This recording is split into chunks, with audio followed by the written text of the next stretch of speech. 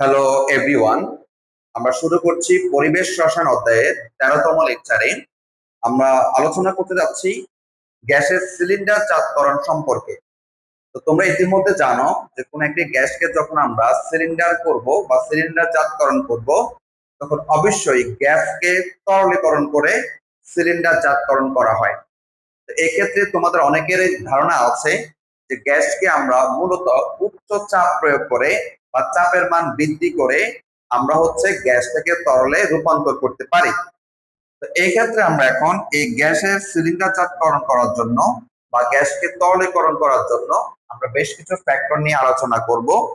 তো আমরা প্রথম যেটা জানতে চাইবো সেটা হচ্ছে সন্ধি তাপমাত্রা। তো দেখো সন্ধি তাপমাত্রাটা কি। সন্ধি তাপমাত্রাটা হচ্ছে প্রতিটি বাস্তব গ্যাসের ক্ষেত্রে একটি নির্দিষ্ট তাপমাত্রা আছে, যে তাপমাত্রার উপরে গ্যাসটাকে রেখে যতই চাপ প্রয়োগ করা হোক না কেন গ্যাসটি তরলে পরিণত হয় না। ওই তাপমাত্রাটাকে আমরা মূলত ওই গ্যাসের সন্ধি তাপমাত্রা বা সংকট তাপমাত্রা অথবা ক্রান্তি তাপমাত্রা বলা হয়।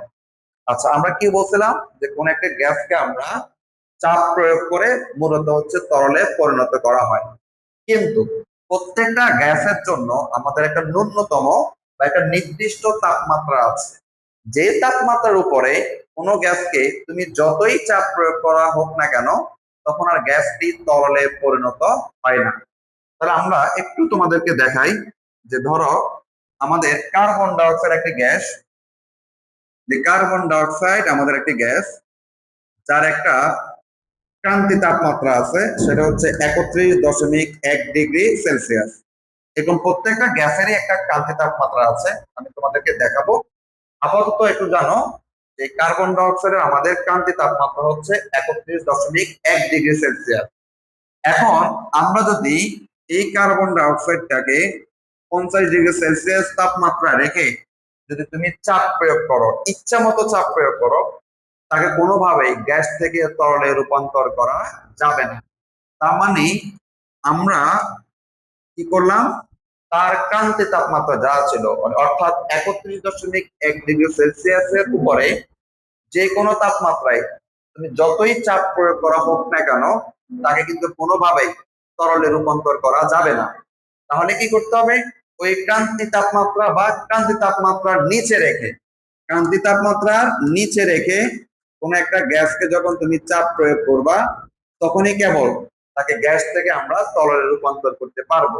তাহলে ক্রান্তি তাপমাত্রার উপরে রেখে চাপ প্রয়োগ করলে কিন্তু গ্যাস থেকে তরলে রূপান্তর করা যাবে না, কিন্তু ক্রান্তি তাপমাত্রা বা তার নিচে রেখে কোন একটা গ্যাসকে চাপ প্রয়োগ করলে তখন গ্যাসটি তরলে পরিণত হয়। তাহলে যে তাপমাত্রাটা তার জন্য নির্দিষ্ট ছিল, কারণ সেই তাপমাত্রার উপরে তুমি যতই চাপ প্রয়োগ করো তোমার কিন্তু তরলে পরিণত হচ্ছে না। তাহলে ওই নির্দিষ্ট তাপমাত্রাটাই হচ্ছে আমাদের কি, ওই গ্যাসের ক্রান্তি তাপমাত্রা। এখন এই গ্যাসের ক্রান্তি তাপমাত্রা কিন্তু প্রত্যেকটা গ্যাসের জন্য আলাদা আলাদা। তারপর আমরা দেখবো সেটা হচ্ছে আমাদের সন্ধি চাপ। সন্ধি চাপটা কি, দেখো কোন গ্যাস, কোন বাস্তব গ্যাসকে সন্ধি তাপমাত্রা রেখে গ্যাসের উপর ন্যূনতম যে চাপ প্রয়োগ করে গ্যাসকে তরলে পরিণত করা যায়, সেই চাপটাকে আমরা মূলত বলবো সন্ধি চাপ বা সংকট চাপ অথবা ক্রান্তি চাপ। তার মানে আমরা বলছিলাম যে গ্যাসকে আমরা চাপ প্রয়োগ করে তরলে পরিণত করব, কিন্তু কোন একটা গ্যাসকে আমরা ক্রান্তি তাপমাত্রায় রাখার পর ন্যূনতম যতটুকু চাপ প্রয়োগ করলে গ্যাসটি তরলে রূপান্তরিত হয়ে যায়, সেই ন্যূনতম চাপটাকে আমরা বলবো সন্ধি চাপ। তাহলে এটাকে যদি তোমাদেরকে একটু দেখাই যে আমরা যে কার্বন ডাইঅক্সাইড গ্যাসের কথা বলছিলাম তাকে যদি আমরা এই 31.1 ডিগ্রি সেলসিয়াস তাপমাত্রায় রেখে ন্যূনতম যতটুকু চাপ প্রয়োগ করলে গ্যাসটা তরলে রূপান্তরিত হয়, সেই ন্যূনতম চাপটা হচ্ছে আমাদের তার সন্ধি চাপ বা ক্রান্তি চাপ। কার্বন ডাইঅক্সাইডের ক্ষেত্রে এই সন্ধি চাপটা হচ্ছে 72.9 অ্যাটমসফিয়ার। তাহলে আমি এই কার্বন ডাইঅক্সাইডের সন্ধি চাপ 72.9 অ্যাটমসফিয়ার বলতে কি বুঝবো, আমরা বুঝবো যে কার্বন ডাইঅক্সাইডটাকে তার যে ক্রান্তি তাপমাত্রা ছিল 31.1 ডিগ্রি সেলসিয়াস, এই 31.1 ডিগ্রি সেলসিয়াস তাপমাত্রা রাখার পর এই ন্যূনতম 72.9 অ্যাটমসফিয়ার চাপ প্রয়োগ করার ফলে কার্বন ডাই অক্সাইড গ্যাসটি তরলে রূপান্তরিত হয়। এই জন্য এটা হচ্ছে তার কি চাপ? সন্ধি চাপ। তারপর আমরা দেখবো হচ্ছে সন্ধি আয়তন। সন্ধি আয়তনটা হচ্ছে কোন একটা গ্যাসকে সন্ধি তাপমাত্রা এবং সন্ধি চাপে রাখার পর 1 মোল কোন একটা বাস্তব গ্যাস যে পরিমাণ আয়তন দখল করে তাকে আমরা মূলত বলবো সন্ধি আয়তন বা হচ্ছে সংকট আয়তন অথবা হচ্ছে ক্রান্তি আয়তন বলা হবে।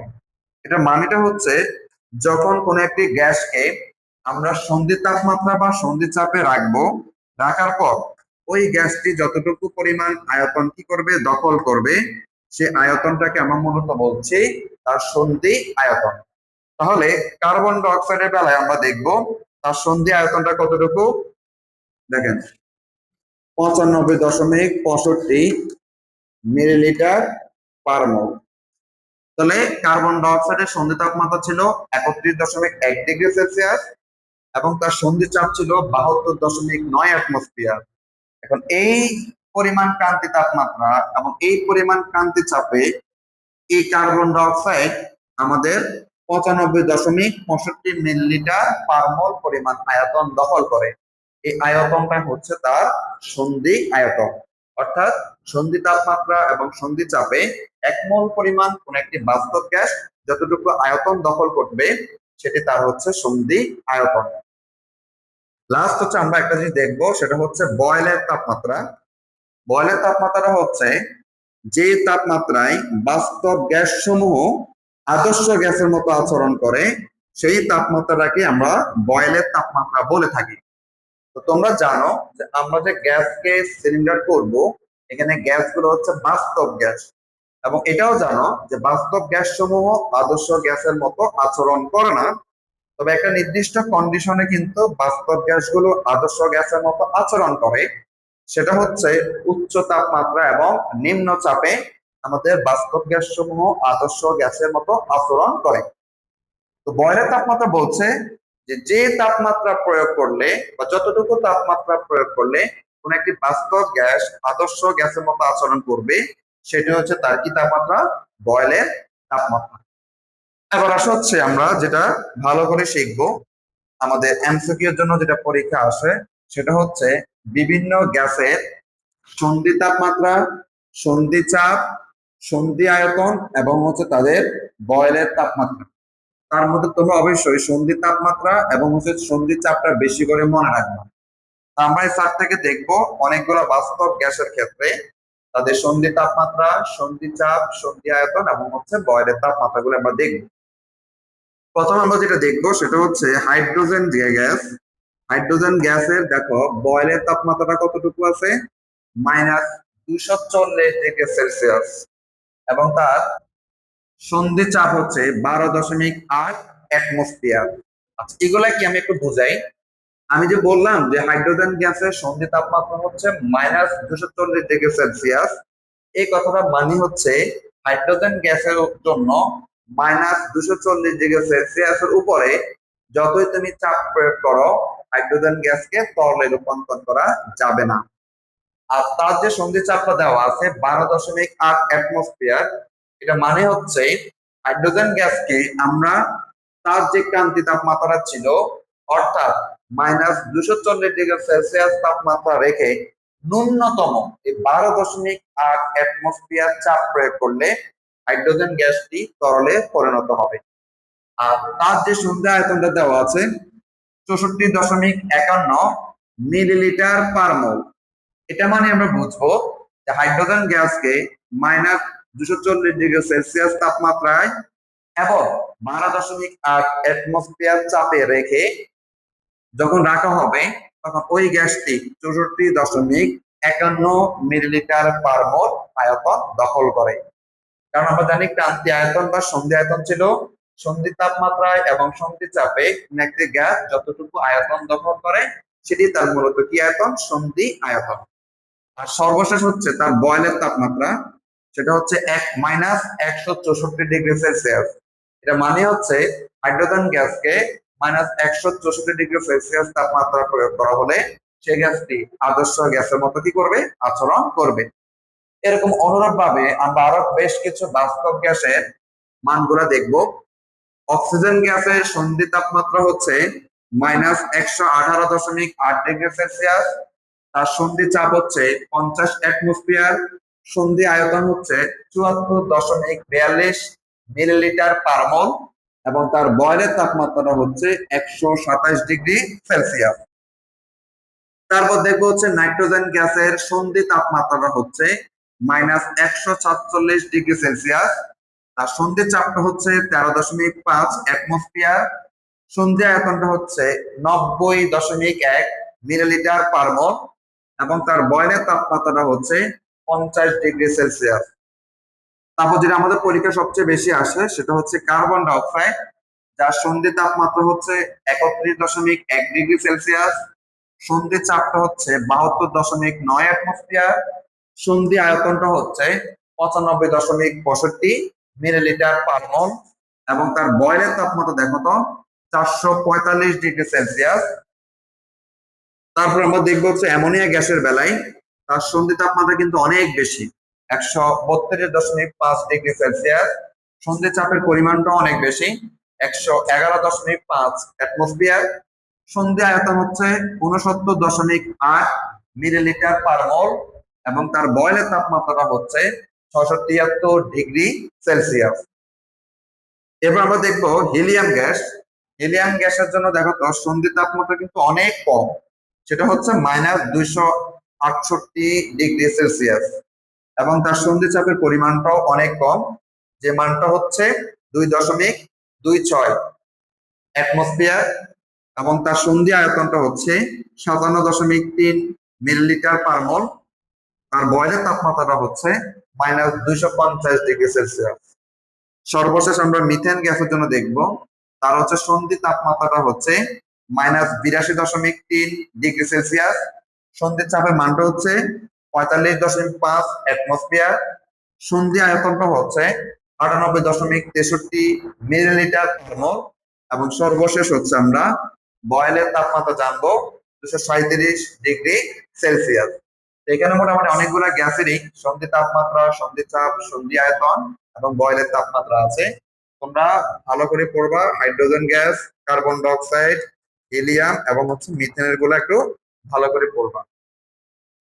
এবার আমরা দেখব যে আমাদের যে গ্যাসগুলোকে তরলীকরণ করা হয় বিভিন্ন সিলিন্ডারে, তাদের উপাদানগুলো সম্পর্কে আমরা একটু জানবো। প্রথমত হচ্ছে আমরা একটা গ্যাস দেখব যার নাম হচ্ছে এলপিজি গ্যাস এবং এলপিজি গ্যাসের মিনিংটা হচ্ছে liquefied petroleum gas. Liquefied petroleum gas অর্থাৎ আমরা আমাদের বাসা বাড়িতে যে সিলিন্ডার গ্যাসগুলো ব্যবহার করা হয় এগুলাকে মূলত বলা হচ্ছে এলপিজি গ্যাস। এখানে যে জিনিসটা জানতে হবে, এই এলপিজি গ্যাসের উপাদানের মধ্যে 25% হচ্ছে প্রোপেন এবং 75% হচ্ছে বিউটেন। এই ইনফরমেশনটা একটু জানবা। এলপিজি গ্যাসের প্রধান উপাদানটা হচ্ছে বিউটেন 75% এবং 25% হচ্ছে আমাদের প্রোপেন। এটা কোথায় ব্যবহার করা হয়? এটা জাস্ট মনে রাখবা, রান্নার চুলায় এবং শিল্প কারখানায় আমাদের হচ্ছে এলপিজি গ্যাসটা ব্যবহার করা হয়। আর তরলীকরণ করার জন্য তার কন্ডিশনটা কি এটা একটু মনে রাখবা। তোমরা বেসিক্যালি মনে রাখবা উপাদান এবং হচ্ছে তরলীকরণটা কিভাবে করা যায় সেটা শর্তটা একটু দেখবা। তো আমাদের এটা তরলীকরণ করা হয় সাধারণ তাপমাত্রায় 6 অ্যাটমসফিয়ার চাপে তরলীকরণ করা হয়। তাহলে এলপিজি গ্যাসের মূল উপাদান হচ্ছে দুইটি, একটা হচ্ছে বিউটেন যার পরিমাণ হচ্ছে 75%, আর একটা হচ্ছে প্রোপেন যার পার্সেন্টেজ হচ্ছে আমাদের 25%। আর তাকে আমরা তরলীকরণটা কিভাবে করব? সাধারণ তাপমাত্রায় 6 অ্যাটমসফিয়ার চাপে তাকে মূলত হচ্ছে তরলে পরিণত করা হয়। পরবর্তী যে গ্যাসটা আমরা দেখবো সেটা হচ্ছে এলএনজি গ্যাস, যেটার মিনিংটা হচ্ছে লিকুইফাইড ন্যাচারাল গ্যাস। এই ন্যাচারাল গ্যাসের আমাদের উপাদান হচ্ছে মিথেন যার পরিমাণ হচ্ছে 100%। 100% এখানে মিথেন থাকবে এলএনজি গ্যাসে। এটি ব্যবহার করা হবে বাড়ি যানবাহনে, এটি ব্যবহার করা যায়। আর তাকে তরলীকরণ করার কন্ডিশনটা হচ্ছে -160°C তাপমাত্রায়, অনেক কম তাপমাত্রায়। তার মানে -160°C তাপমাত্রায় আমরা তাকে শীতল করে মাত্র 1 অ্যাটমসফিয়ার চাপ প্রয়োগ করলে এটি হচ্ছে তরলে পরিণত হবে। খেয়াল করো, অনেক কম তাপমাত্রা কিন্তু -160°C তাপমাত্রায় 1 অ্যাটমসফিয়ার চাপ প্রয়োগ করলে এই গ্যাসটা তরলে পরিণত হবে, এবং সেটাকে আমরা বলছি এলএনজি গ্যাস, যেখানে আমাদের যে উপাদানটা সেটা হচ্ছে মিথেন, যার পরিমাণ হচ্ছে আমাদের 100%। পরটা আমরা দেখবো হচ্ছে সিএনজি গ্যাস। এটার মিনিংটা হচ্ছে compressed natural gas. Compressed natural gas, এখানে উপাদান হিসেবে আমরা পাবো 95 থেকে 99% হচ্ছে মিথেন, মানে 100%-এর ভিতরে 95 থেকে 99% হচ্ছে আমাদের মিথেন। আর বাকি যে অবশিষ্ট গুলা উপাদান থাকবে এগুলো হচ্ছে ইথেন, প্রোপেন, বিউটেন। খেয়াল করো, আমাদের 95 থেকে 99% হচ্ছে মিথেন থাকবে, এবং বাকি অল্প পরিমাণের যেটা থাকবে হয় ইথেন, প্রোপেন এবং হচ্ছে বিউটেন গ্যাস থাকবে। এটি আমাদের ব্যবহার করা হয় যানবাহনে ব্যবহার করা হয়। তোমরা দেখছো অলমোস্ট যে সিএনজি যে ব্যবহার করা হয়, সিএনজি তে আমাদের যে গ্যাসটা ব্যবহার করা হয় সেটা মূলত হচ্ছে কম্প্রেসড ন্যাচারাল গ্যাস। এটিকে তরলীকরণ করতে হয় কিভাবে? 220 অ্যাটমসফিয়ার চাপে তাকে সিলিন্ডারজাতকরণ করা হয়। তাহলে এখানে কিন্তু অনেক বেশি পরিমাণ চাপ প্রয়োগ করে তাকে সিলিন্ডার করা হয়। সর্বশেষ আমরা দেখব অক্সিজেন গ্যাস সিলিন্ডার। আচ্ছা, এই অক্সিজেন গ্যাস সিলিন্ডারটার মূলত উপাদান হচ্ছে আমাদের অক্সিজেন গ্যাস। এখানে 100% কি থাকবে? অক্সিজেন গ্যাস থাকবে। এটা ব্যবহার করা হচ্ছে শ্বাসকার্যে আমাদের ব্যবহার করা হয়। তোমরা অনেকে দেখেছো যে অক্সিজেন যে গ্যাস সিলিন্ডারটা হয়, এটা যাদের শ্বাসকষ্ট হয় তখন তাদের শ্বাসকার্য পরিচালনা করার জন্য আমাদের এই অক্সিজেন গ্যাস সিলিন্ডার ব্যবহার করা হয়। তো এখানে তাকে তরলীকরণ করার জন্য তরলীকরণটা আমরা করব হচ্ছে একটা প্রভাব বলছে জুল থমসন। এখানে তার নামটা হবে জুল থমসন যে প্রভাব, জুল থমসন প্রক্রিয়ায় বা জুল থমসন প্রভাব প্রয়োগ করে আমাদের অক্সিজেন গ্যাসকে তরলীকরণ করা হয়। তো এখানে জুল থমসন প্রভাবটা কি এটা আমরা এখন একটু পরে দেখবো। তো তুমি জাস্ট এটুকু মনে রাখবা যে আমাদের অক্সিজেন যে গ্যাস সিলিন্ডার আছে সেখানে মূল উপাদানটা হচ্ছে অক্সিজেন গ্যাস, যাকে আমরা তরলীকরণ করব জুল থমসন প্রভাব প্রয়োগ করে অক্সিজেন গ্যাসকে তরলীকরণ করা যায়। তো আমরা এখান থেকে দেখলাম যে আমাদের বিভিন্ন গ্যাসের উপাদানগুলো এবং তাকে তরলীকরণ করার প্রক্রিয়া। আচ্ছা, এবার আমরা চলে আসবো আমরা একটা গ্যাসকে কিভাবে তরলীকরণ করতে পারি তার সম্পর্কে কিছু জিনিস আমরা দেখব। প্রথমে তুমি জানে রাখবা সেটা হচ্ছে গ্যাসকে তরলীকরণ করার শর্তটা কি। ভালো করে দেখো, গ্যাসকে আমরা কিভাবে তরলীকরণ করতে পারি তার কন্ডিশনটা আমাদের কি হবে। প্রথমত হচ্ছে গ্যাসকে তরলীকরণ করার জন্য মূলত যে কাজটা করতে হবে, প্রথমে গ্যাসের তাপমাত্রা হ্রাস করে উক্ত গ্যাসের ক্রান্তি তাপমাত্রা নিচে নিয়ে আসতে হবে। গ্যাসের তাপমাত্রা হ্রাস করে তাকে আমরা হচ্ছে ক্রান্তি তাপমাত্রার নিচে নিয়ে আসতে হবে। তার মানে এটা এই কথাটা মানে কি বোঝাচ্ছে? এইটা কথাটা মানে হচ্ছে ধরো আমি এখানে একটা কার্বন ডাইঅক্সাইড গ্যাস নিলাম, এখন তার তাপমাত্রা যদি ধরো 50°C থাকে, তাহলে আমরা কি করতে হবে? কার্বন ডাইঅক্সাইডের ক্রান্তি তাপমাত্রা কতটুকু ছিল? 31.1°C। কিন্তু আমি যে বর্তমানে কার্বন ডাইঅক্সাইডটা রাখলাম সেটা আছে কতটুকু তাপমাত্রায়? 50°C তাপমাত্রা রাখা আছে। তাহলে এই ক্ষেত্রে তো আমরা চাপ প্রয়োগ করলে তাকে তরলে রূপান্তর করতে পারবো না। আমাদের প্রথম কাজটা হচ্ছে এখানকার তাপমাত্রাটাকে আমরা কি করব? হ্রাস করে, দেখেন তাপমাত্রা কি করব, এই যে দেখো তাপমাত্রা আমরা হ্রাস করে ক্রান্তি তাপমাত্রা বা তাপ নিচে যদি নিয়ে আসতে পারি তখনই হচ্ছে আমাদের গ্যাসকে তরলীকরণ করতে পারবো আমরা। তাহলে আমরা আবার বলছি গ্যাস তরলীকরণ করার প্রথম যে কন্ডিশন সেটা হচ্ছে গ্যাসের তাপমাত্রাকে ক্রান্তি তাপমাত্রার নিচে নিয়ে আসতে হবে। 2 নাম্বার হচ্ছে ক্রান্তি তাপমাত্রার নিচে এনে গ্যাসটিকে উপযুক্ত চাপ প্রয়োগ করতে হবে। মানে আমরা বলছিলাম না আমাদের একটা সন্ধি চাপ ছিল, কোন একটা গ্যাসকে ক্রান্তি তাপমাত্রা রেখে ন্যূনতম যতটুকু চাপ প্রয়োগ করা লাগবে সেটা ছিল তার সন্ধি চাপ। যেমন এই কার্বন ডাইঅক্সাইডের সন্ধি চাপ ছিল 72.9 অ্যাটমসফিয়ার।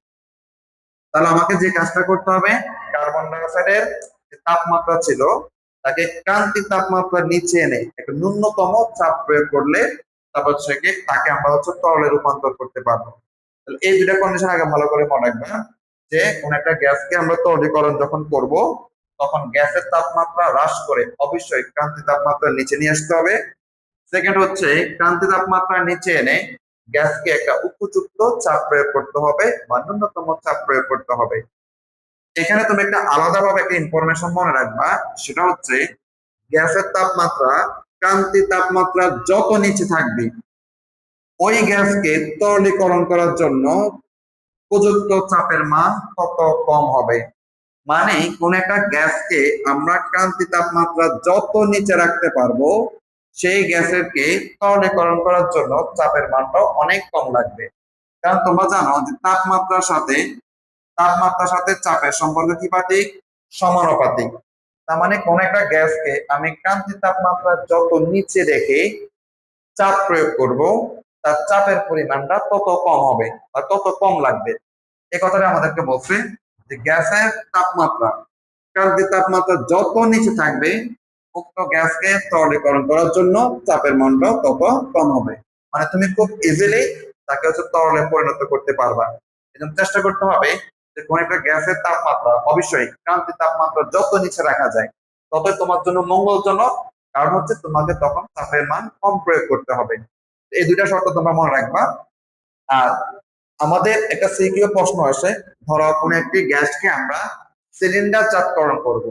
এই সিলিন্ডার জাতকরণ করার ক্ষেত্রে গ্যাসের কোন সূত্রগুলো ব্যবহার করা যায়?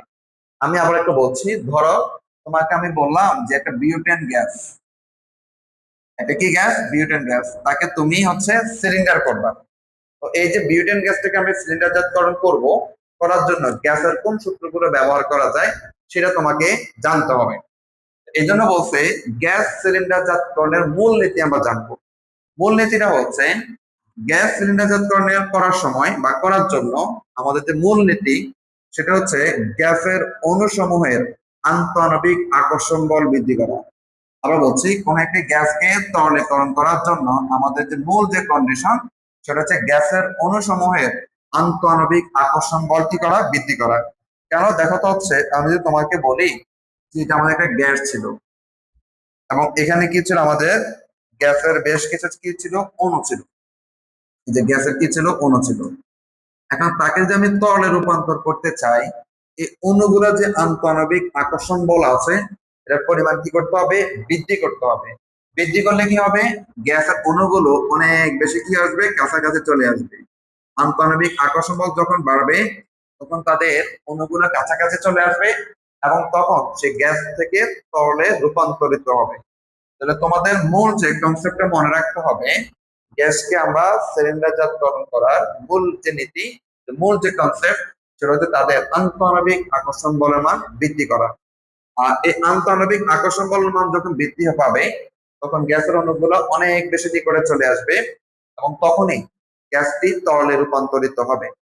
এখন এই আন্তঃআণবিক আকর্ষণ বলের মান আমরা দুই ভাবে বৃদ্ধি করতে পারি। কয়ভাবে বৃদ্ধি করতে পারি? দুই ভাবে বৃদ্ধি করতে পারি। প্রথমটা হচ্ছে চাপের মান বৃদ্ধি করে, দুই নম্বর হচ্ছে আমাদের তাপমাত্রা মান হ্রাস করে।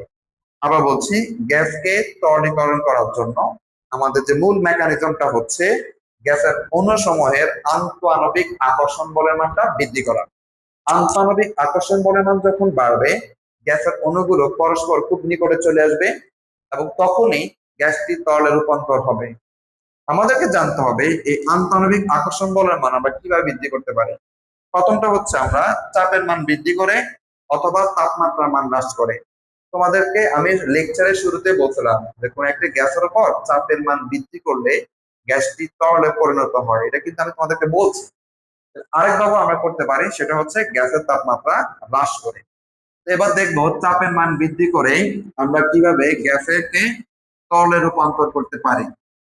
তো আসো আমাদের প্রথম যে কন্ডিশনটা চাপের মান বৃদ্ধি করে, এটা আমরা জানবো বয়েলের সূত্র অনুসারে।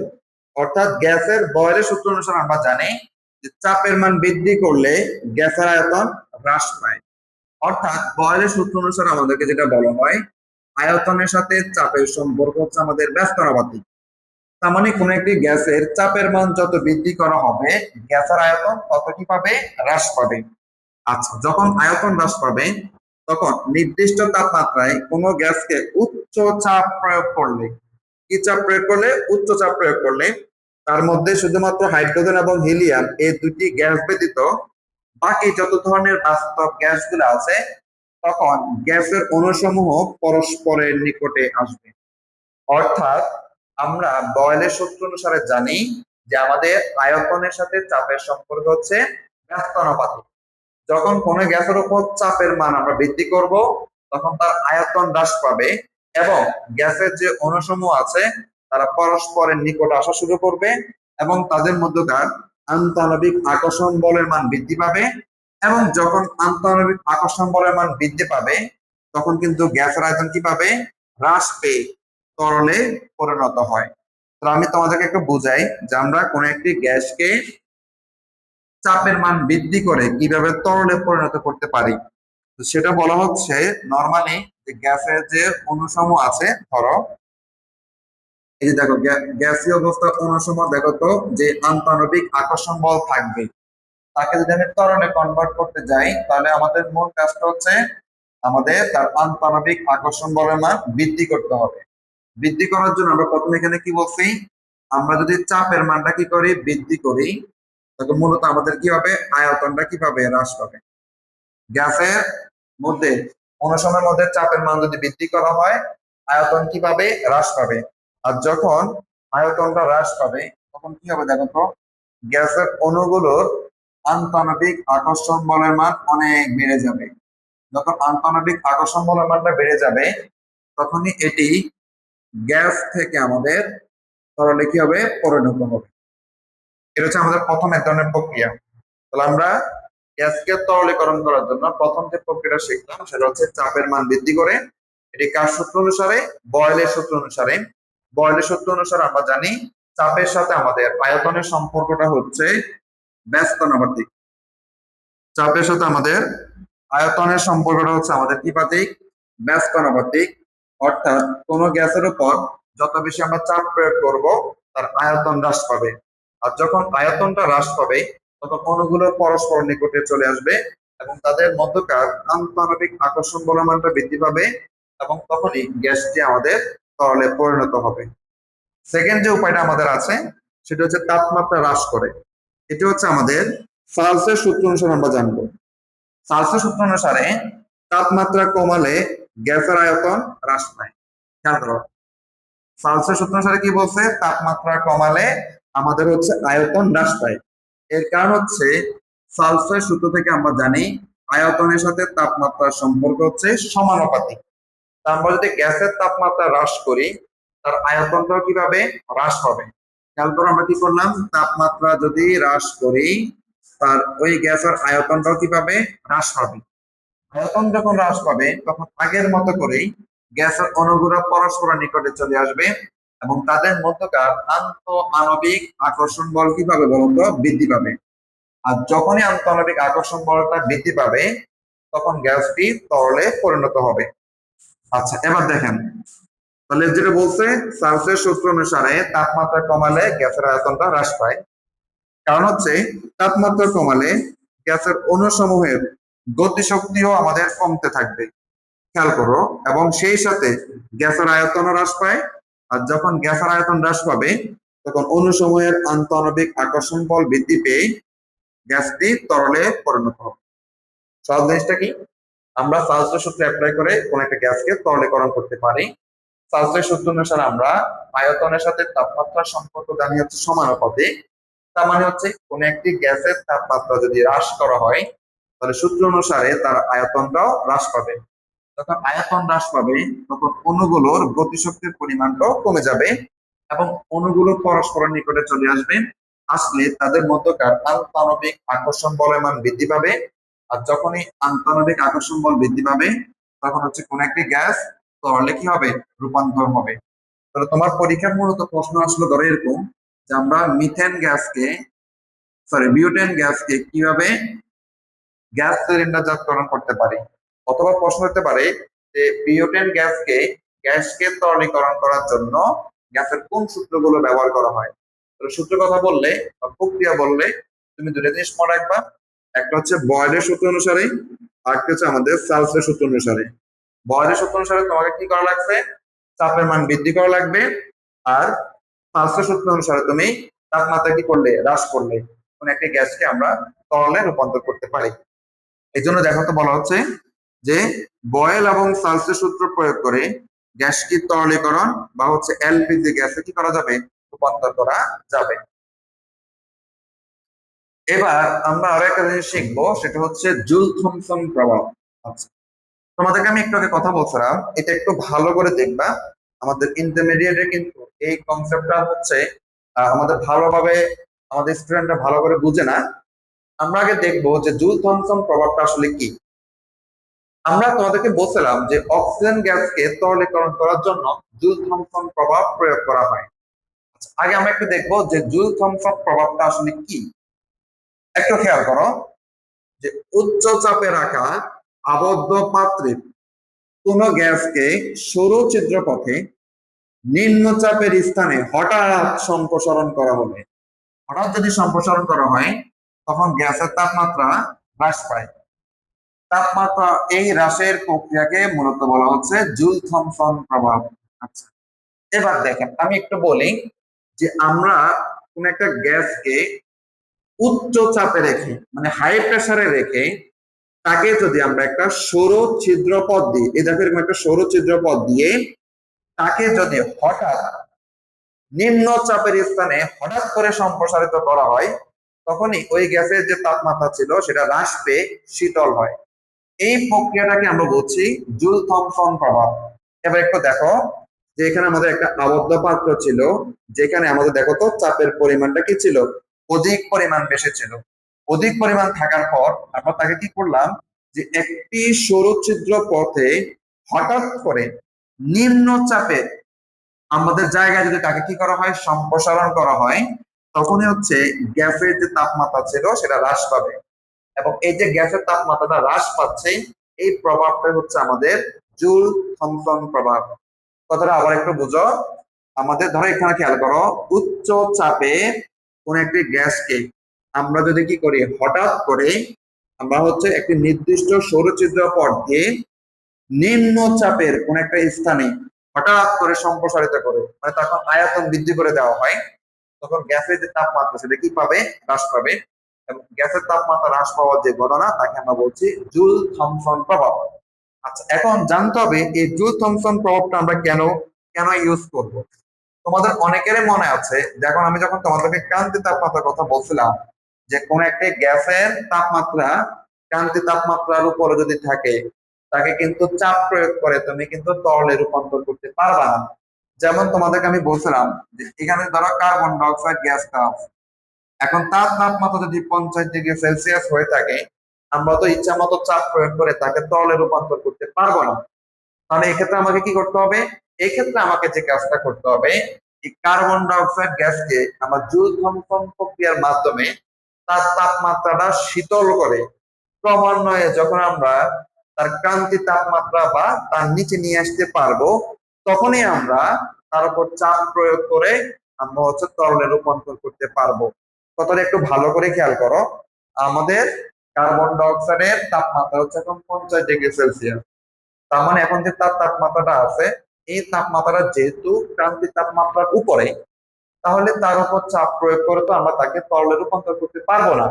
সেক্ষেত্রে আমাদের কি করতে হবে, তখন হচ্ছে তার উপর জুল থমসন প্রভাব প্রয়োগ করে তার তাপমাত্রা হ্রাস করে করে আমরা যখন ক্রান্তি তাপমাত্রা বা তার নিচে পৌঁছাবো, তখন যে গিয়ে তখন গিয়ে তুমি যদি চাপ প্রয়োগ করো, তখনই আমরা কার্বন ডাইঅক্সাইড গ্যাসকে তরলীকরণ করতে পারবো। তাহলে সোজা কথা হচ্ছে জুল থমসন প্রভাব আমরা তখনই ব্যবহার করব যখন কোন একটা গ্যাসের তাপমাত্রা ক্রান্তি তাপমাত্রার উপরে থাকবে। তখন হচ্ছে জুল থমসন প্রভাবটা ব্যবহার করে আমরা তার তাপমাত্রা শীতল করে তারপর হচ্ছে একটা নির্দিষ্ট তাপমাত্রা প্রয়োগ করে তরলে রূপান্তর করতে পারবো। এবার আমরা একটু এ সম্পর্কে একটু দেখি যে জুল থমসন প্রভাব প্রয়োগ করে কিভাবে কোন একটি গ্যাসকে তরলীকরণ করা যাবে। আচ্ছা, একটু খেয়াল করো, জুল থমসন জুল থমসন প্রভাবের যে মূল ভিত্তিটা সেটা হচ্ছে উচ্চ চাপের কোনো গ্যাসকে যখন আমরা একটি সৌর ছিদ্র পথে নিম্ন চাপের স্থানে হঠাৎ সম্প্রসারণ করা হলে গ্যাসের তাপমাত্রা কি পায়, হ্রাস পায়। আচ্ছা, আমি যে তোমাদেরকে বললাম যে এই যে একটা দেখো তো যে একটি কোন একটা উচ্চ চাপের কোন একটা গ্যাসকে আমরা যদি একটা সৌরছিদ্র পথে নিম্ন চাপের স্থানে হঠাৎ করে আমরা কি করি, সম্প্রসারিত করা হয় বা পৌঁছানো হয়, তখন গ্যাসের তাপমাত্রা হ্রাস পায়। কেন হ্রাস পায় সেটা একটু আমরা এবার দেখবো। আসেন, সেটা হচ্ছে এই যে আসো, এর কারণ হচ্ছে এক্ষেত্রে গ্যাস যখন উচ্চ চাপে থাকে, গ্যাসটা যখন উচ্চ চাপে থাকবে তখন অণু সময়ের মধ্যে আন্তঃকণা বা আন্তঃআণবিক আকর্ষণ বল অনেক বেশি প্রকট থাকে। মানে গ্যাসটা যখন উচ্চ চাপে থাকবে তখন তাদের অণুগুলোর মধ্যে আন্তঃআণবিক আকর্ষণ বলটা অনেক বেশি থাকবে। কিন্তু নিম্ন চাপে যখন হঠাৎ করে সম্প্রসারণ করা হবে তখন গ্যাসের অণুসমূহ পরস্পর থেকে দূরে সরে যাওয়ার সময় এই আন্তঃকণা আকর্ষণ শক্তির বিরুদ্ধে কাজ করতে হবে। আচ্ছা, এবার আসেন, এই কথাটা মানে কি? এই কথাটা মানে হচ্ছে, দেখেন, আপনি এই গ্যাসের অণুসমূহ যখন ছিল উচ্চ চাপে তখন তাদের মধ্যকার অনেক বেশি আন্তঃআণবিক আকর্ষণ বল ছিল। কিন্তু তুমি যখন কি করলা, যে হঠাৎ করে যখন তাকে নিম্ন চাপের স্থানে আমাদের সম্প্রসারিত করলাম তখন তাদের দেখো তো এই আণবিক আকর্ষণ বলের মানটা কি হবে, অনেক কমে যাবে, অনেক কমে যাবে। অর্থাৎ অণুগুলো পরস্পর থেকে অনেক দূরে সরে যাবে। খেয়াল করো, এখানে অণুগুলোর আন্তঃআণবিক আকর্ষণ বলের মানটা অনেক বেশি ছিল, যেহেতু এখানে চাপের পরিমাণটা কি ছিল, বেশি ছিল। কিন্তু এই যে কোন একটা গ্যাসকে তুমি যখন হঠাৎ একটি বড় আয়তনের পাত্রে তাকে সম্প্রসারিত করবা তখন অণুগুলোর আন্তঃআণবিক আকর্ষণ বলের বিরুদ্ধে গিয়ে কাজ করতে হবে। কেন বিরুদ্ধে দিয়ে কাজ করবে? কারণ তখন অণুগুলো দেখো তো পরস্পর থেকে অনেক বেশি দূরে সরে যাচ্ছে। এই যে অনেক বেশি সরে যাচ্ছে এই ঘটনাকে আমরা বলতে পারি যে আন্তঃআণবিক আকর্ষণ বলের মান কমতেছে। মানে হচ্ছে অণুগুলো পরস্পর থেকে অনেক দূরে সরে যাওয়ার কারণে তাদেরকে আন্তঃআণবিক আকর্ষণ বলের বিরুদ্ধে কাজ করে দূরে সরে যেতে হয়। আবার বলছি, আন্তঃআণবিক আকর্ষণ বলের বিরুদ্ধে গিয়ে আমাদের দূরে সরে যেতে হয়। আচ্ছা, এখন এই যে আন্তঃআণবিক আকর্ষণ বলের বিরুদ্ধে কাজ করা লাগে তখন তার একটা কাজ সম্পন্ন হবে। দেখো এই যে, এই জন্য আবার খেয়াল করো, নিম্নচাপের সম্প্রসারণের সময় গ্যাসের অণুসমূহ পরস্পর থেকে দূরে সরে যাওয়ার সময় এই আন্তঃকণা আকর্ষণ শক্তির বিরুদ্ধে কি করতে হবে, কাজ করতে হবে। কারণ আন্তঃকণা আকর্ষণ শক্তির বিরুদ্ধে যদি কাজ না করা হয় অণুগুলো তো পরস্পর থেকে দূরে সরে যাবে না। এখন এই জন্য যে কাজটা করতে হবে তা গ্যাসের অভ্যন্তরীণ শক্তি থেকে শোষিত হয়। এই কথাটা মনে রাখবেন। আমরা যে বললাম আন্তঃআণবিক আকর্ষণ বলের বিরুদ্ধে কাজ করতে হবে এবং এই কাজ করার জন্য আমাদের একটা এনার্জির প্রয়োজন হবে। সেই এনার্জিটা কোথায় হবে? গ্যাসের অভ্যন্তরীণ শক্তি হতে কি হবে, শোষিত হবে। যখন অভ্যন্তরীণ শক্তি হতে শোষিত হবে তখনই আমাদের গ্যাসের তাপমাত্রা কি পাবে, হ্রাস পাবে।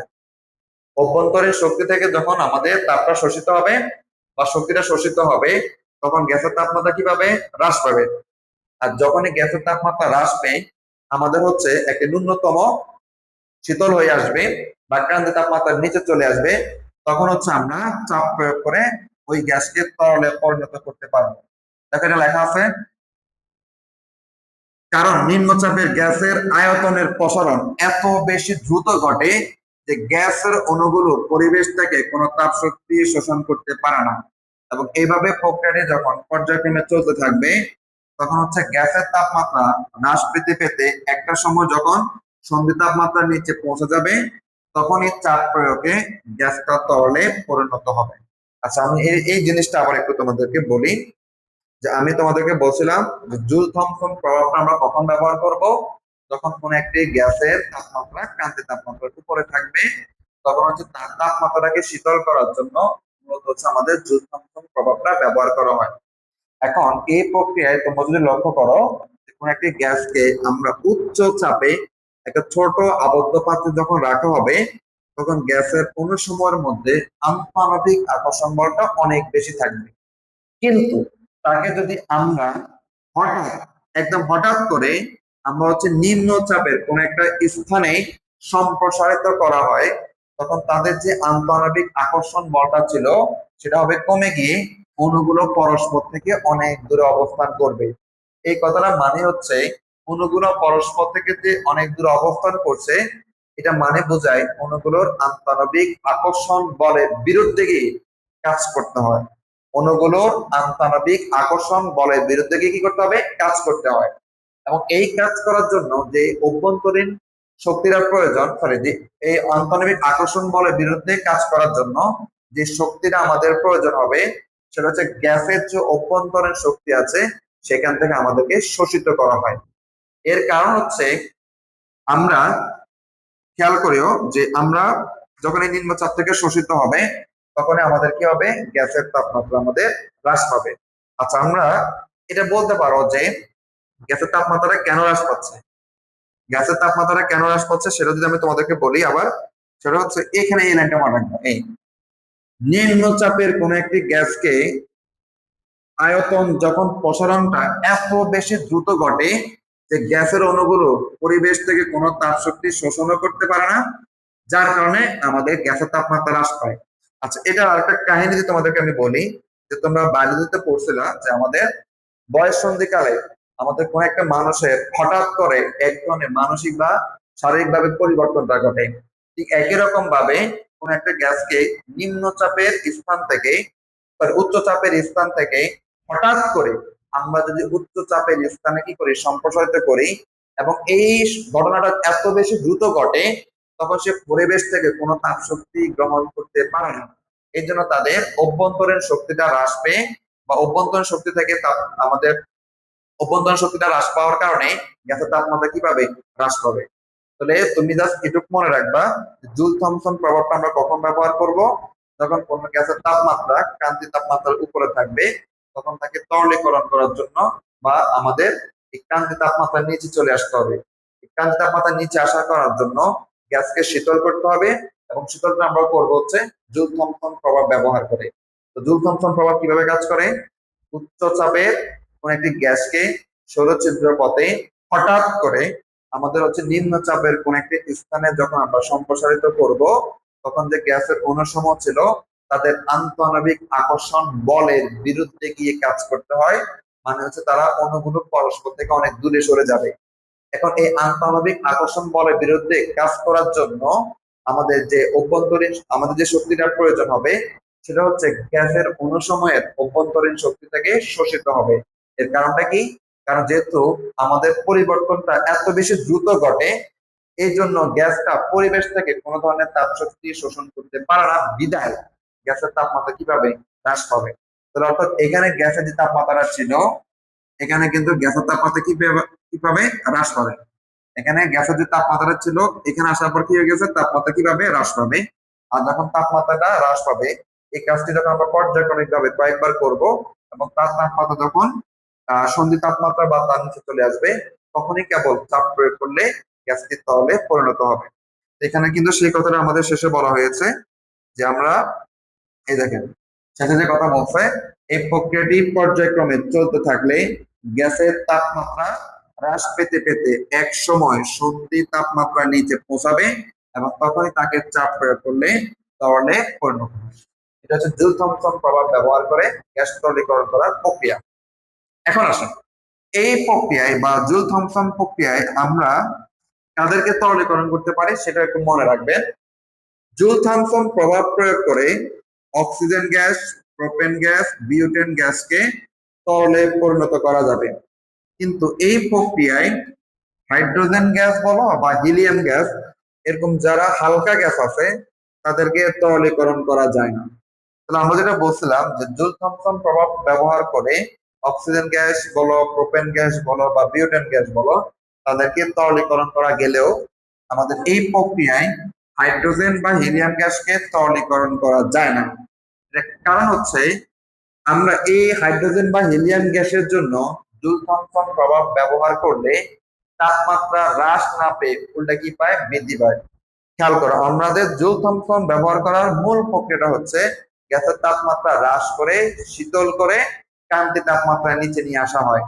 কিন্তু হাইড্রোজেন এবং হিলিয়াম এই দুইটি বেয়াদক গ্যাসের জন্য তুমি যখন জুল থমসন প্রভাবটা ব্যবহার করবা তখন তার তাপমাত্রা হ্রাস না পেয়ে উল্টে কি পায়? বৃদ্ধি পায়। এখন তার মানে এই দুটি গ্যাসের জন্য সরাসরি আমরা জুল থমসন প্রভাব ব্যবহার করলে তরলে পরিণত করা যাবে না। তাহলে আমাদেরকে কি করতে হবে? আমাদেরকে অন্য একটা প্রক্রিয়ার মাধ্যমে জুল থমসন প্রভাবটা ব্যবহার করতে হবে। এক্ষেত্রে তোমাদেরকে যে জিনিসটা জানতে হবে, আমাদেরকে তাপমাত্রা জানতে হবে উৎকম তাপমাত্রা। এক্ষেত্রে একটা জিনিস আমরা জানবো, সেটা হচ্ছে উৎকম তাপমাত্রা। সেটা কি একটু দেখো। প্রতিটি গ্যাসের জন্য একটি নির্দিষ্ট তাপমাত্রা আছে যার নিচে জুল থমসন প্রভাব প্রয়োগ করা যায়। খেয়াল করেন, কোন একটা গ্যাসের জন্য একটা নির্দিষ্ট তাপমাত্রা আছে, যে তাপমাত্রার নিচে রেখে তুমি জুল থমসন প্রভাবটা ব্যবহার করতে পারবা। উক্ত যে নির্দিষ্ট তাপমাত্রা তাকে আমরা বলছি উত্তম তাপমাত্রা। কি তাপমাত্রা? উত্তম তাপমাত্রা। আচ্ছা, এখন একটু ভালো করে খেয়াল করো, যে তাপমাত্রার নিচে আমরা জুল থমসন প্রভাবটা ব্যবহার করতে পারবো, ওই নির্দিষ্ট তাপমাত্রাটাকে বলা হচ্ছে উত্তম তাপমাত্রা। আচ্ছা, উত্তম তাপমাত্রা হলো তাহলে সেই তাপমাত্রা যার উপরে কোনো গ্যাসকে জুল থমসন প্রভাব প্রক্রিয়া যদি আমরা প্রসারিত করা হয়, তখন হচ্ছে তাপমাত্রা বৃদ্ধি পাবে। আর যার নিচে প্রসারিত করলে তাপমাত্রা কিভাবে হ্রাস পাবে। আচ্ছা, এই জিনিসটা কি তোমাদেরকে আমি একটু দেখাই। এখানে ঘটনাটা একটু দেখাই যে আমাদের উত্তম তাপমাত্রার কনসেপ্টটা কেন লাগবে। উত্তম তাপমাত্রার কনসেপ্টটা তখনই লাগবে যখন কোনো গ্যাসের মধ্যে আমরা জুল থমসন প্রভাবটা মানে জুল থমসন প্রভাবটা আহ, করা যাচ্ছে না, তখনই আমরা হচ্ছে উত্তম তাপমাত্রা কথাটা বলবো। আচ্ছা, যেমন হাইড্রোজেন গ্যাস, আমরা যেটা বলছিলাম, হাইড্রোজেন গ্যাসকে তুমি হচ্ছে জুল থমসন প্রভাব প্রক্রিয়ায় আমাদের হচ্ছে তরলীকরণ করা যায় না। এর কারণটা হচ্ছে হাইড্রোজেন গ্যাসকে আমরা যখন জুল থমসন প্রভাব ব্যবহার করব, তখন তার তাপমাত্রা হ্রাস না পেয়ে উল্টা কি পায়? বৃদ্ধি পায়। তাহলে আমরা এই জন্য চলে আসবো উত্তম তাপমাত্রা। তাহলে হাইড্রোজেন গ্যাসের উত্তম তাপমাত্রা হচ্ছে 80°C। আচ্ছা, আগে বুঝো উত্তম তাপমাত্রাটা কি। এই যে 80°C আছে, এই 80°C এর উপরে হাইড্রোজেন গ্যাসকে আমরা যদি জুল থমসন প্রভাব ব্যবহার করা হয়, এখানে যদি আমরা কি করি, জুল থমসন প্রভাব যদি ব্যবহার করা হয়, তখন তার কি হবে? তাপমাত্রাটা কি পাবে? বৃদ্ধি পাবে। তাহলে এক্ষেত্রে জুল থমসন প্রভাবটা কার্যকর হচ্ছে না। কিন্তু উত্তম তাপমাত্রার নিচে যদি আমরা কি করি, জুল থমসন জুল থমসন যদি কি করি বলতো, প্রভাবটা কাজে লাগাই, তখন তার তাপমাত্রা কিভাবে এবার হ্রাস পাবে। তাপমাত্রা কিভাবে হ্রাস পাবে। তাহলে কি বুঝলেন? আর কোন একটা গ্যাসকে যদি আমরা এই উত্তম তাপমাত্রা রেখে যদি তাকে আমরা কি করি, জুল থমসন প্রভাবটা ব্যবহার করা হয়। উত্তম তাপমাত্রা রেখে জুল থমসন আমরা যদি প্রভাবটা কাজে লাগাই, তখন তার তাপমাত্রা বৃদ্ধিও পাবে না, হ্রাসও হবে না। তাহলে এখানে কি বুঝলেন? হাইড্রোজেনের একটা গ্যাস যার একটা নির্দিষ্ট উত্তম তাপমাত্রা আছে, যে তাপমাত্রা হচ্ছে -80°C। এই তাপমাত্রার উপরে আমরা যদি জুল থমসন প্রভাবটা ব্যবহার করি, তখনই আমাদের তার তাপমাত্রা বৃদ্ধি পাবে। কিন্তু আমরা যদি -80°C এর নিচে জুল থমসন প্রভাবটা ব্যবহার করি, তখন তার তাপমাত্রা কিভাবে হ্রাস পাবে। অর্থাৎ জুল থমসন প্রভাবের মূল যে বৃদ্ধিটা ছিল, যে আমাদের জুল থমসন প্রভাব প্রক্রিয়ার মাধ্যমে তাপমাত্রা হ্রাস পাবো। কিন্তু আমরা এক্ষেত্রে আবার একটা জিনিস বলছিলাম, হাইড্রোজেন এবং হিলিয়াম এই দুটি গ্যাসের ক্ষেত্রে জুল থমসন প্রভাব কার্যকর হয় না। কারণ তাদের ক্ষেত্রে জুল থমসন প্রভাবটা ব্যবহার করলে তাপমাত্রা হ্রাস না পেয়ে উল্টা কি পায়? বৃদ্ধি পায়। তাহলে এখান থেকে সমাধানটা আমাদের কি হবে?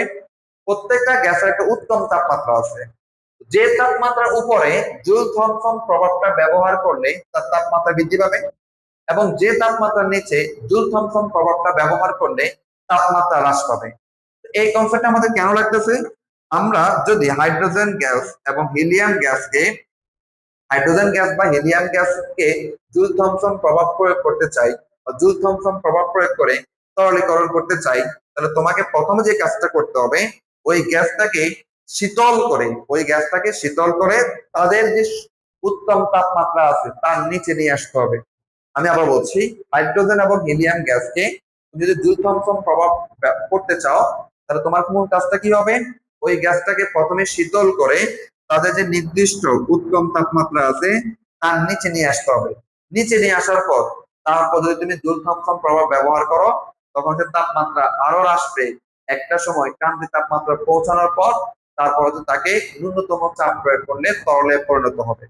তাহলে আমি একটু জিনিসটা তোমাদেরকে দেখাই যে হাইড্রোজেন যে গ্যাস তার দেখো তো ক্রান্তীয় তাপমাত্রা কতটুকু ছিল, -240°C, -240°C, এবং তার সন্ধি চাপটা হচ্ছে 12.8। এই যে তার ক্রান্তীয় তাপমাত্রা -240°C, এই মানটা এই তাপমাত্রা কিন্তু অনেক কম। স্বাভাবিকভাবে কোন একটা গ্যাসকে এত কম তাপমাত্রায় শীতল করাটা খুবই কষ্টসাধ্য। এই জন্য আমরা কি করব, দেখো তো এই গ্যাসটাকে যদি আমরা জুল থমসন প্রভাবের মাধ্যমে তরলীকরণ করতে চাই, আমরা প্রথম যে কাজটা করব, প্রথমত হচ্ছে সরাসরি হাইড্রোজেন গ্যাসের উপর জুল থমসন প্রভাব ব্যবহার করা যাবে না। তখন তাকে কি করব, প্রাথমিকভাবে তাকে আমরা শীতল করে -80°C তাপমাত্রার নিচে নিয়ে আসবো, যেটাকে আমি তার কি বলছি বলতো, উত্তম তাপমাত্রা। এই -80°C তাকে কি আমরা কি বলতেছি, তার উত্তম তাপমাত্রা। তাহলে তাকে আমরা কি করবো, প্রথমে হচ্ছে তাকে শীতল করে, মানে হাইড্রোজেন গ্যাসটাকে শীতল করে উত্তম তাপমাত্রার নিচে নিয়ে আসবো। উত্তম তাপমাত্রা বলতে তার কত পাইছি, -80°C। এখন এই 80°C এর নিচে আমরা যখন জুল থমসন প্রভাব ব্যবহার করব, তখন তার তাপমাত্রা আরো কিভাবে হ্রাস পাবে, হ্রাস পেতে পেতে তার যে ক্রান্তীয় তাপমাত্রা আছে অর্থাৎ -240°C পৌঁছাবে।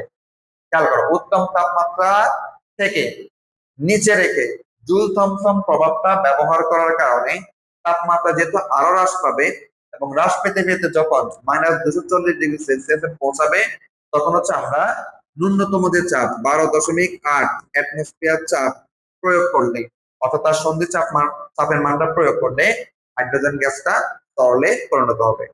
তাহলে আমরা এখানকার সামারিটা আমরা একটু বলছি। জুল থমসন প্রভাব আমরা কখন ব্যবহার করব, নরমালি কোন একটা গ্যাস যখন ক্রান্তীয় তাপমাত্রার উপরে থাকবে, তখন তাকে শীতল করার জন্য জুল থমসন প্রভাব ব্যবহার করা হবে। শীতল করে আমরা যখন ক্রান্তীয় তাপমাত্রা পৌঁছে যাব, তখনই একটা ন্যূনতম চাপ প্রয়োগ করলে ওই গ্যাসটি তরলে পরিণত হবে। কিন্তু হাইড্রোজেন এবং হিলিয়াম গ্যাসের ক্ষেত্রে জুল থমসন প্রভাবটা কার্যকর হয় না। এর কারণ হচ্ছে এই দুটি গ্যাসের ক্ষেত্রে জুল থমসন প্রভাব ব্যবহার করলে উল্টা তাদের তাপমাত্রা বৃদ্ধি পেয়ে যায়। তাপমাত্রা বৃদ্ধি পেয়ে গেলে তো তাকে আমরা তরলে রূপান্তর করতে পারবো না। সেক্ষেত্রে এই দুটি গ্যাসকে আমরা তাহলে কি করতে হবে, তাদের ক্রান্তীয় তাপমাত্রা নিতে হলে প্রথম যে কাজটা করতে হবে, তাদেরকে আমরা উত্তম তাপমাত্রায় নিচে রেখে জুল থমসন প্রভাব ব্যবহার করতে হবে। ক্রান্তীয় তাপমাত্রা নিচে কিভাবে নিয়ে আসবো, সরি, উত্তম তাপমাত্রা আমরা কিভাবে নিয়ে আসবো, প্রথম হচ্ছে যে হাইড্রোজেন গ্যাসটা ছিল তাকে আমরা শীতল করে তার যে উত্তম তাপমাত্রা ছিল -80°C, তার নিচে রেখে তখন যদি আমরা জুল থমসন প্রভাবটা ব্যবহার করি, তখন তার তাপমাত্রা বা কিভাবে হ্রাস পাবে। কিন্তু তুমি যদি উত্তম তাপমাত্রার উপর রেখে জুল থমসন প্রভাবটা ব্যবহার করো, তখন কিন্তু তাপমাত্রা বৃদ্ধি পাবে, তার মানে তখন কিন্তু তুমি তরলে রূপান্তর করতে পারবে না। এজন্য তাকে তরলীকরণ করতে হলে হাইড্রোজেন গ্যাসকে তার উত্তম তাপমাত্রার নিচে রেখে জুল থমসন প্রভাব যদি তুমি এবার ব্যবহার করো, তখন তাপমাত্রা হ্রাস পেয়ে পেয়ে যখন -240°C পৌঁছা যাবে, অর্থাৎ তার ক্রান্তীয় তাপমাত্রা যখন পৌঁছাবে, তখন আমরা একটা ন্যূনতম তার চাপ 12.8 অ্যাটমসফিয়ার বা তার সন্ধি চাপটা প্রয়োগ করলে তখন হাইড্রোজেন গ্যাসটা তরলে পরিণত হবে। ঠিক আছে, এইগুলো আমাদের টপিক। এরপর আমরা দেখবো হচ্ছে আমরা দুটি গাণিতিক ম্যাথ দেখবো। প্রথমটা হচ্ছে যে আমাদের এখানে দুটি গ্যাস সিলিন্ডার দেওয়া আছে, দুটি গ্যাস সিলিন্ডারে কিছু ভ্যালু দেওয়া আছে, তাপমাত্রা, আয়তন এবং হচ্ছে চাপের মান দেওয়া আছে। আমাদের প্রশ্ন বলছে যে গ্যাস পরিবহনের জন্য কোন সিলিন্ডারটি অধিক উপযোগী। আচ্ছা, আমরা গ্যাসের যে সিলিন্ডারজাতকরণ করা হয় সেগুলোকে যেহেতু এক জায়গা থেকে অন্য জায়গায় পরিবহন করতে হয়, তাহলে সেক্ষেত্রে আমাদের একটা নিরাপত্তার ব্যবস্থা আছে। আমরা একটা গ্যাসকে পরিবহন করার জন্য এই দুটি সিলিন্ডারের মধ্যে কোনটি অধিকতর আমাদের জন্য উপযোগী হবে সেটা আমাদেরকে বের করার জন্য বলা হয়েছে। এর জন্য হচ্ছে তুমি যেটা করবা, দুটি সিলিন্ডারের জন্য মোল সংখ্যা বের করবা। যে গ্যাসের মোল সংখ্যার পরিমাণটা বেশি, সেই গ্যাসটাই হচ্ছে আমাদের গ্যাস পরিবহনের জন্য অধিকতর উপযোগী হবে। আবার বলছি, দুটি গ্যাস সিলিন্ডারের মধ্যে কোনটা বেশি পরিবহনের জন্য উপযোগী হবে, দুটি গ্যাসের মধ্যে যার মোল সংখ্যার পরিমাণটা হচ্ছে বেশি হবে, সেই গ্যাসটাই পরিবহন করার জন্য অধিকতর উপযোগী হবে। আমাদের দুটি গ্যাসের জন্য আমরা জাস্ট হচ্ছে মোল সংখ্যা বের করলে বলে ফেলতে পারবো গ্যাস পরিবহনের জন্য কোনটি অধিকতর উপযোগী। তাহলে চলে আসো গ্যাস সিলিন্ডার 1 এর জন্য। গ্যাস সিলিন্ডার 1 এর জন্য আমরা কি বের করব? মোল সংখ্যা বের করব। আচ্ছা, মোল সংখ্যা বের করার সূত্রটা তোমরা জানো, আদর্শ গ্যাসের সমীকরণ থেকে আমরা জানি। এখানে আমরা জানবো P1 V1 ইকুয়াল টু হচ্ছে আমাদের N1 RT1। আমরা মূলত আদর্শ গ্যাসের সমীকরণটা জানি, P ইকুয়াল টু RT। তো এখান থেকে আমরা এই সিলিন্ডার 1 এর মোল সংখ্যাটা বের করব N1। তাহলে তোমার হবে P1 V1 বাই হচ্ছে T1। T1 হচ্ছে RT, T1 R, হ্যাঁ, P1 V1 বাই হচ্ছে কত বলতো? T1 R। এবার এখানে আমাদের সবগুলা মান আমাদের আছে, আমরা সেগুলো একটু দেখি। প্রথমত হচ্ছে আর এর মান। আচ্ছা, আরটা কি ছিল? আমাদের মোলার গ্যাস ধ্রুবক। তাহলে এই সূত্রে যেহেতু আমাদের চাপ এবং আয়তনের সাথে সম্পর্ক, তাহলে আমরা আর এর মানটা লিখবো হচ্ছে 0.0821 লিটার অ্যাটমসফিয়ার কেলভিন ইনভার্স এবং হচ্ছে মোল ইনভার্স। আর এখানে যে আয়তনটা আছে সেটা হবে লিটারে, আমাদের প্রশ্নে লিটারে দেওয়া আছে। এবং চাপের যে মানটা হবে সেটা হবে অ্যাটমসফিয়ার, প্রশ্নে দেওয়া মানটা আমাদের অ্যাটমসফিয়ার দেওয়া আছে। এবং যে তাপমাত্রা T1 এটা হচ্ছে 27 ডিগ্রি সেলসিয়াস, তার মানে কেলভিন নিলে আমরা পাবো হচ্ছে 300 কেলভিন। আমাদের উদ্দেশ্য হচ্ছে এই সিলিন্ডার 1 এর মোল সংখ্যাটা বের করা। তাহলে আমরা সবগুলো মান বসাই, ক্যালকুলেশন যদি করতে পারি তাহলে হচ্ছে তার মোল সংখ্যাটা আমরা পেয়ে যাব। 0.0821। এবার দেখো তার মোল সংখ্যাটা কত। তাহলে 200 ইন্টু হচ্ছে 100 ভাগ হচ্ছে 300 ইন্টু 0.0821। আচ্ছা,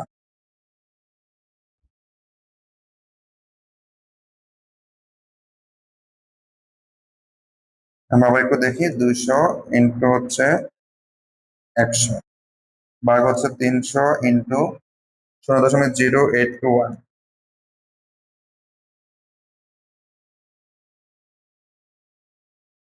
দেখো এটার মোল সংখ্যা হচ্ছে 812.01 মোল, সিলিন্ডার 1 এর মোল সংখ্যা।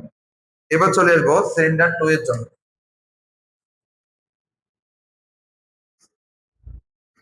সিলিন্ডার 2 এর জন্য এখানে আমাদের কাজ কি হবে? মোল সংখ্যাটা বের করা। তাহলে একই সূত্র ব্যবহার করতে পারি। এখন আমরা লিখবো P2 V2 ইকুয়াল টু হচ্ছে আমাদের N2 R of T2, N2 R of T2। আচ্ছা, এখানে আমাদের আর এর মানটা same, 0.0821 litre atmosphere kelvin inverse mole inverse. এবং তার তাপমাত্রা, চাপ এবং কি লাগবে? আয়তন লাগবে। আমরা যদি দেখি তার তাপমাত্রা হচ্ছে 37 ডিগ্রি সেলসিয়াস, আয়তন 200 লিটার এবং চাপ হচ্ছে 50 অ্যাটমসফিয়ার। তাহলে তাপমাত্রা হচ্ছে 37 ডিগ্রি সেলসিয়াস, চাপ হচ্ছে 50 অ্যাটমসফিয়ার এবং আমাদের আয়তন হচ্ছে 200 লিটার। আয়তন হচ্ছে 200 লিটার। তাহলে এগুলো হবে কি? T2 P2 V2। আর তাপমাত্রা যখন সেলসিয়াস থেকে কেলভিনে নিব তখন হচ্ছে 310 কেলভিন। এখান থেকে আমরা কি বের করব? সিলিন্ডার 2 এর জন্য মোল সংখ্যাটা বের করব। তাহলে আমাদের দাঁড়াবে হচ্ছে N2 সমান P2 V2 বাই হচ্ছে T2 R। মানগুলা বসা আমরা যদি ক্যালকুলেশন করতে পারি তাহলে কাঙ্ক্ষিত মোল সংখ্যাটা পেয়ে যাব। এটা হচ্ছে 310 0.0821। তাহলে আমরা দেখি যে সিলিন্ডার 2 এর মোল সংখ্যার মান কত? 50 ইন্টু হচ্ছে 200 ভাগ 310 ইন্টু হচ্ছে 0.0821। দেখেন তার মানটাও পাইলাম 392.91 মোল। তোমরা যদি লক্ষ্য করো যে সিলিন্ডার 2 থেকে সিলিন্ডার 1 এর মোল সংখ্যার পরিমাণটা বেশি, তাহলে আমরা বলতে পারি যে গ্যাসটা পরিবহন করার জন্য সিলিন্ডার 1 হচ্ছে অধিকতর উপযোগী। তাহলে আমরা জাস্ট এর ফিনিশিংটা লিখে দিলে হবে যে যেহেতু সিলিন্ডার 1 এর সিলিন্ডার 1 এর মোল সংখ্যা, মোল সংখ্যা বলতে পারি, বা ধারণ ক্ষমতা, ধারণ ক্ষমতা সিলিন্ডার 2 অপেক্ষা বেশি। সিলিন্ডার 2 অপেক্ষা হচ্ছে বেশি, তাই আমরা বলতে পারবো গ্যাস পরিবহনের জন্য, গ্যাস পরিবহনের জন্য সিলিন্ডার 1 অধিক উপযোগী। সিলিন্ডার 1 অধিক কি হবে বলতো? উপযোগী। সিলিন্ডার 1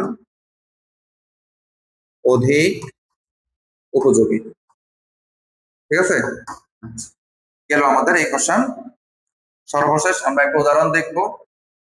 এখানে দেখো তো দুইটি গ্যাস দেওয়া আছে, দুইটি গ্যাসের জন্য আয়তন আছে, তাপমাত্রা আছে, চাপ আছে, ভর দেওয়া আছে।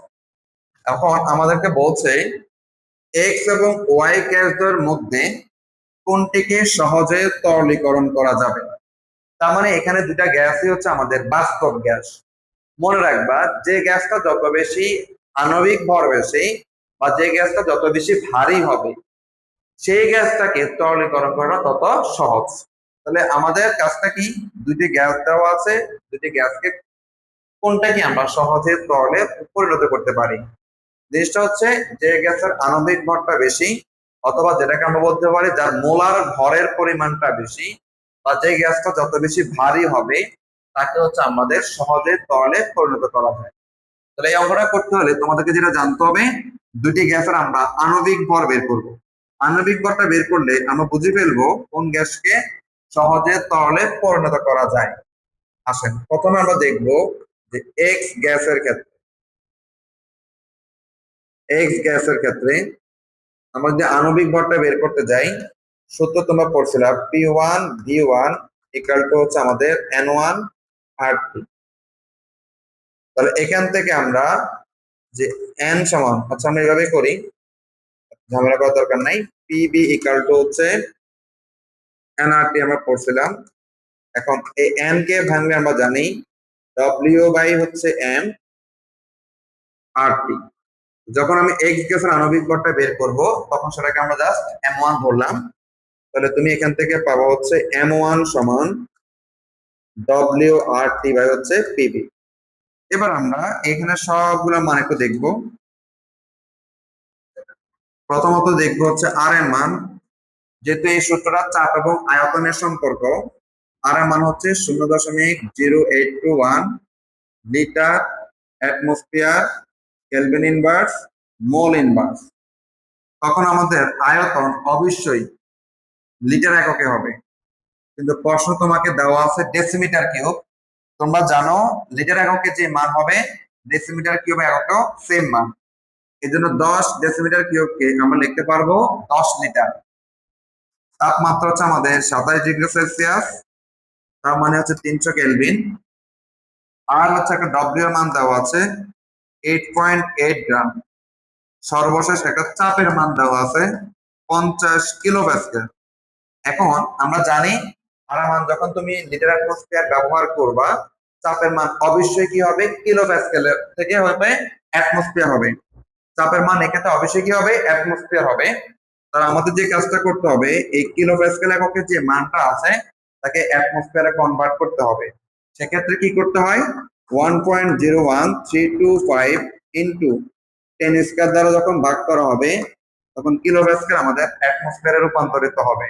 তাহলে কিলো প্যাসকেল এককে যে মানটা ছিল তাকে জাস্ট হচ্ছে আমরা 1.01325 ইন্টু হচ্ছে 10 স্কয়ার দ্বারা যদি ভাগ করা হয় তাহলে তার হচ্ছে চাপের মানটা অ্যাটমসফিয়ারে চলে আসবে 0.493 অ্যাটমসফিয়ার।